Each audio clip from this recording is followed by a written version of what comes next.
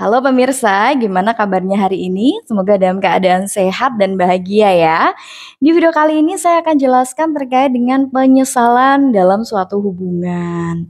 Penyesalan adalah hukuman yang paling berat, paling menyedihkan ya bagi seseorang yang mungkin pernah melakukan kesalahan sehingga orang yang disakiti ini tidak mau lagi kembali kepadanya.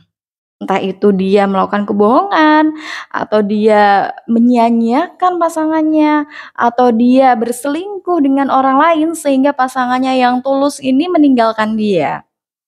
Nah, ketika penyesalan itu hinggap di dalam hatinya akan membuat dia merasa tersiksa tentunya. Sekalipun orang yang disakiti ini tidak membalas perlakuannya, dia nggak mau balas dendam. Namun dia akan tersakiti dengan sendirinya ketika dia sudah benar-benar merasa menyesal atas perbuatan salahnya.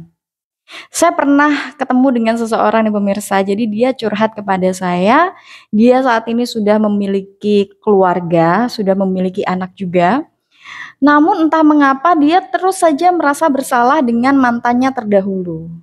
Jadi dia pernah menyanyiakan seorang wanita yang begitu tulus kepada dia. Jadi sekalipun dia sudah memiliki anak istri, namun ternyata itu tidak cukup membuat dia merasa lega ya. Dia masih tetap terus merasa bersalah. Dia terus mendoakan orang yang disakiti itu agar dia bahagia. Namun ya itu tadi, perasaan menyesal yang terus mengejarnya ini membuat dia kurang bisa tenang hidupnya.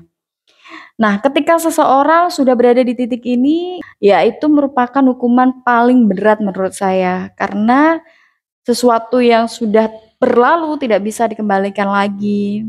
Untuk itu bagi teman-teman yang saat ini sudah menjalin hubungan dengan seseorang, kurang lebihnya dia mohon dimaklumi ya, jangan disia-siakan, jangan diabaikan karena biasanya kalau sudah pergi baru terasa sakitnya.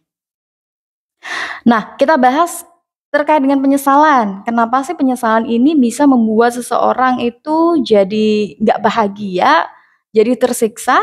Ya karena yang pertama, dia terus dibayang-bayangi perasaan bersalah. Terlebih jika orang yang disakiti ini sudah pergi, tidak ada kontak, ya, tidak pernah ketemu sama sekali, bahkan untuk mencari jejaknya saja sudah kesusahan. Atau dia tahu nih orangnya tinggal di sini, tapi dia tidak memiliki keberanian untuk meminta maaf secara langsung. Untuk itu, perasaan bersalah itu akan menjadi bayang-bayang yang menyeramkan dan akan menimbulkan rasa sakit hati yang tidak berkesudahan. Kemudian, selain itu, penyesalan itu bisa membuat seseorang tidak bisa menemukan cinta yang sejati. Karena apa? Karena cintanya ini sudah habis untuk orang yang telah pergi tadi. Dia tidak lagi menikmati kehidupannya atau hubungannya dengan orang baru, namun dia hanya meneruskan hidup saja, meneruskan hubungan. Mungkin dengan tuntutan, ya selayaknya manusia harusnya kan menikah, memiliki anak, ya. Dia tidak memiliki rasa cinta di situ. Karena rasa cintanya sudah hilang, sudah terbawa oleh orang yang terlanjur pergi tadi. Gitu. Kemudian penyebab ketiga kenapa penyesalan itu sangat menyakitkan ya, karena waktu tidak bisa diputar kembali ya. Segala sesuatu yang sudah terjadi tidak bisa diulang kembali. Nah, ketika dia, memiliki momen-momen indah mungkin ya bersama dengan orang yang sudah pergi tadi, membuat dia akhirnya terus merasa kecewa pada dirinya sendiri, kenapa dia mengabaikan, kenapa dia menyanyiakan waktu itu, sehingga semuanya terasa begitu sulit dan ada keinginan untuk memutar waktu kembali, padahal itu adalah suatu hal yang tidak mungkin. Jadi hanya sebatas angan-angan saja yang berakhir pada rasa sakit hati, ya. Kemudian yang keempat adalah karena dia merasa bahwa orang yang sudah terlanjur pergi tadi adalah orang yang terbaik. Tidak ada pengganti yang lebih baik dari dia. Nah, kondisi ini akhirnya akan menyiksa ya.